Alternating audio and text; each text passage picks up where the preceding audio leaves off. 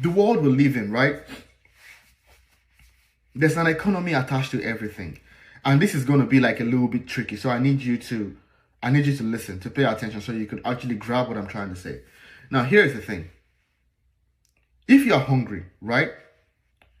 The world is not subjective to your hunger.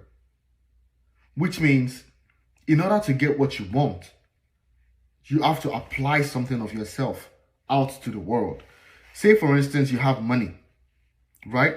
You put out a certain value, a certain amount of that money to get the food you want. If you don't have money, you put out energy to get the money to feed yourself. You put out labor. You apply yourself to get what you want. This happens in every sector. You want to learn mathematics, you put time into studying, you pay for tuition, you buy books, you pay a teacher, you study mathematics. Right? You want to eat, you want to raise children, you need a house. You pay for a house. When it comes to spirituality, we want to know more, we are mad, God doesn't come down. Make it make sense. You have questions, right? You having questions, right, and not going to school or not studying or not sitting down at home or not doing nothing doesn't make a teacher knock on your door to come teach you. Say you have problems with physics or you want to be an engineer. You sit in the house, you wonder like, why don't we have bridges? Why don't we have planes? Why isn't the world more easy? Why don't we have more things in these poor neighborhoods? You can't wish it into existence. You have to work for it.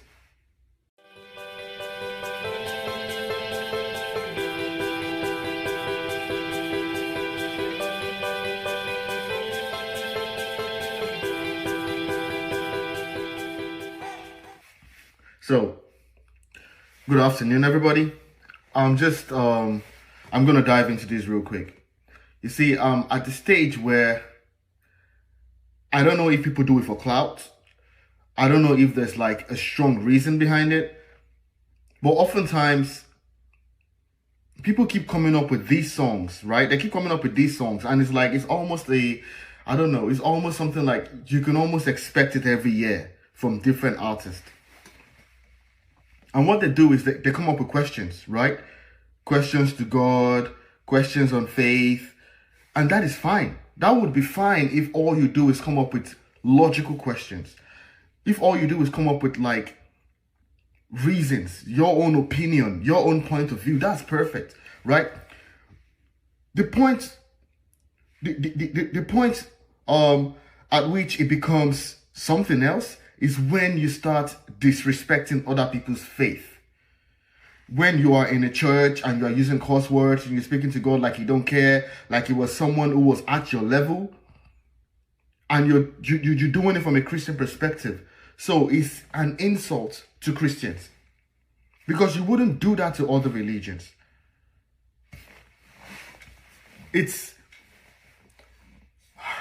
What's the word for it?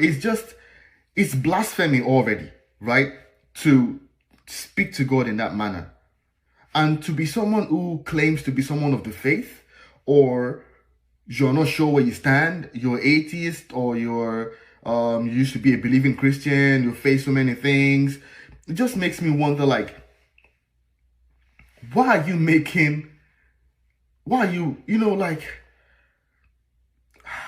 I hope it isn't clout. I hope you have very good reason behind making it. If it is clout, then that's just weak. That is just weak. So I hope that you have great reasons behind making this kind of songs.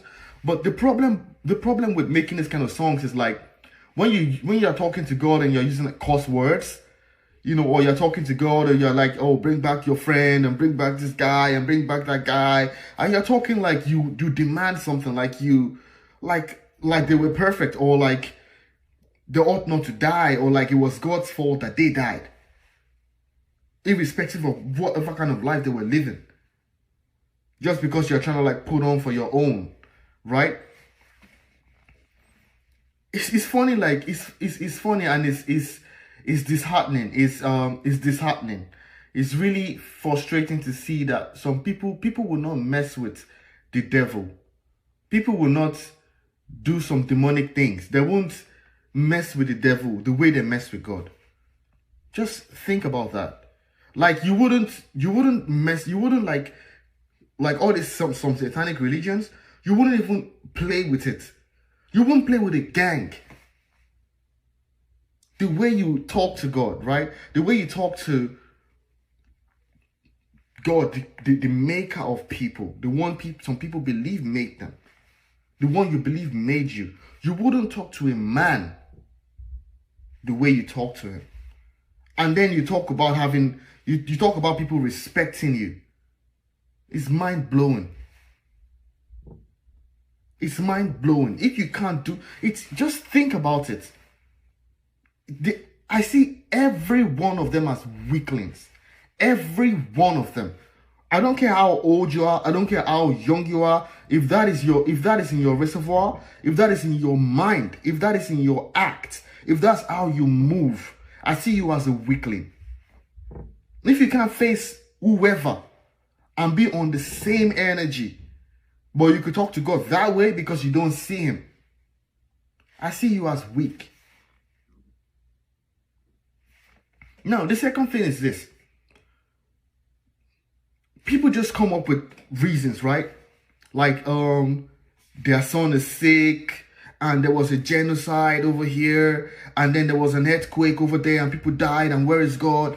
And there were poor people over here, and they were like, this girl was raped, and could you even imagine a pastor did it? A pastor did it. You should burn all the churches.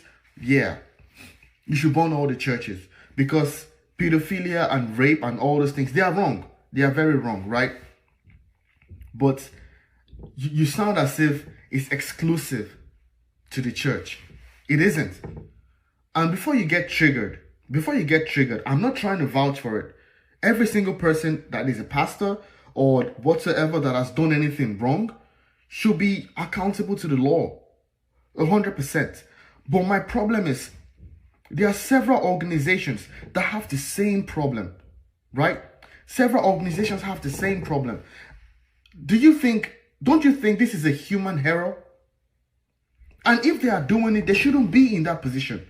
But to think like you can't accredit it to the church, you can't associate it with the church. If swim coaches or fitness coaches or football coaches or politicians and all the likes are doing the same thing, if men in power, policemen are raping women, or like siblings or people in the neighborhood that you respect are doing these same things, don't attribute it to the church like, oh, it's something like it came from the church. It didn't come from the church, and it doesn't come from the church.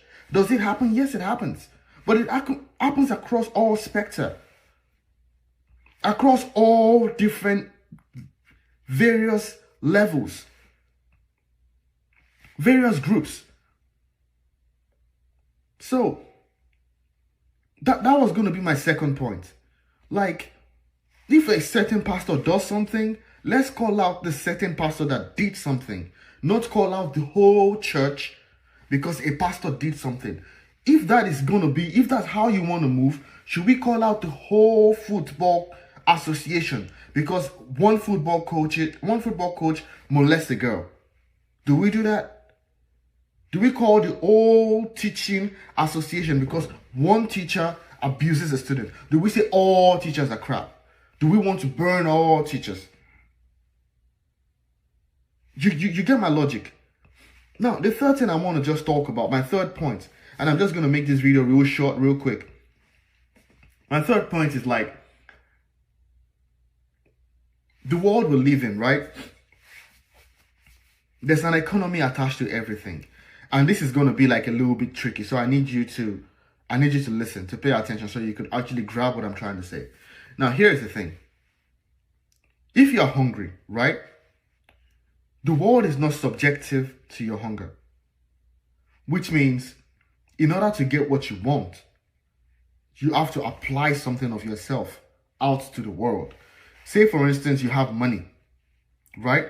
You put out a certain value, a certain amount of that money to get the food you want. If you don't have money, you put out energy to get the money to feed yourself. You put out labor. You apply yourself to get what you want. This happens in every sector.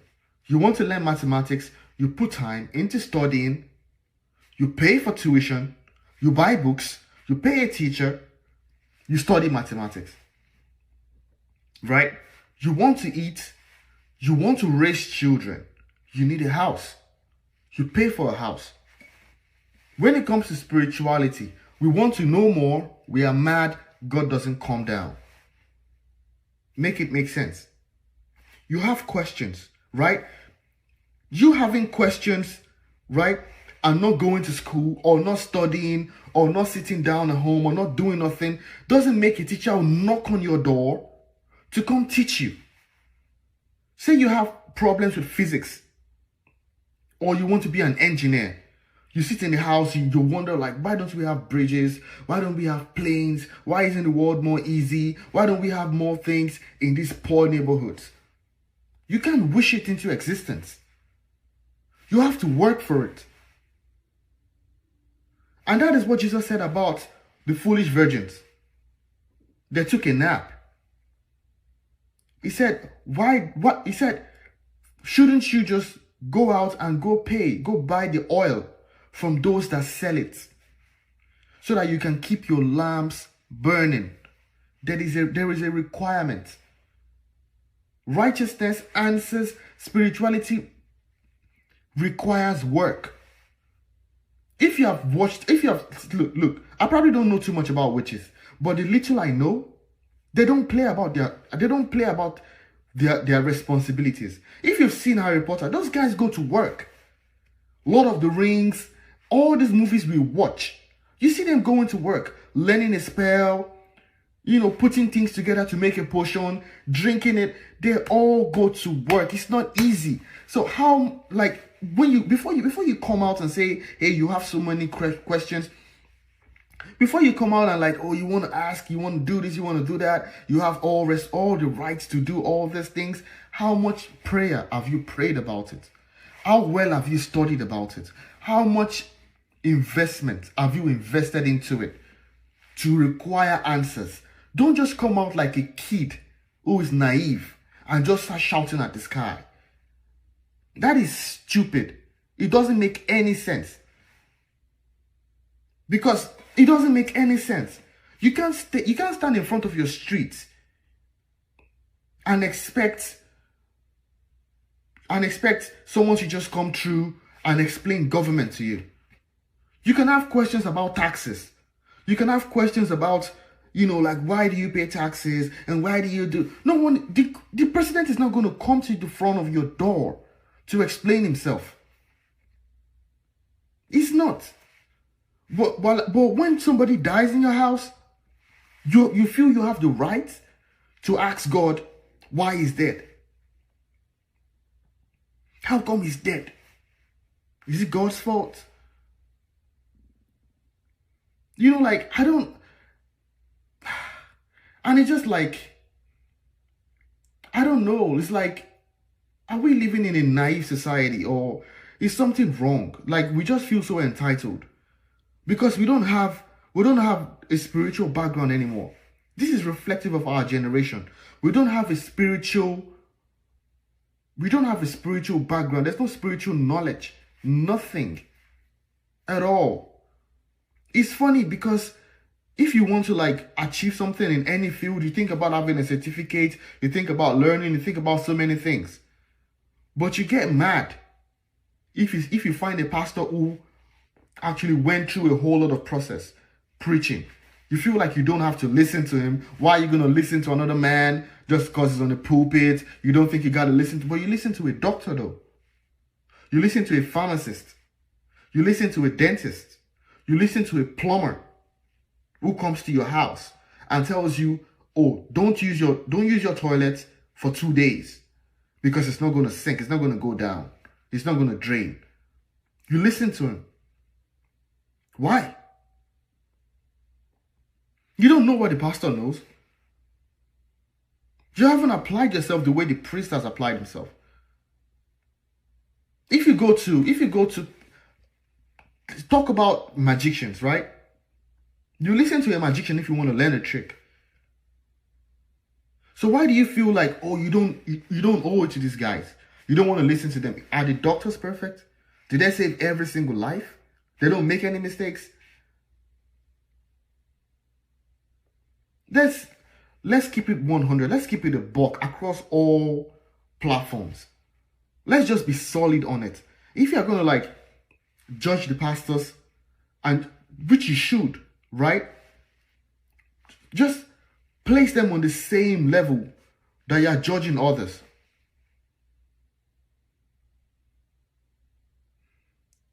And that's just going to be the end of my video. Thank you.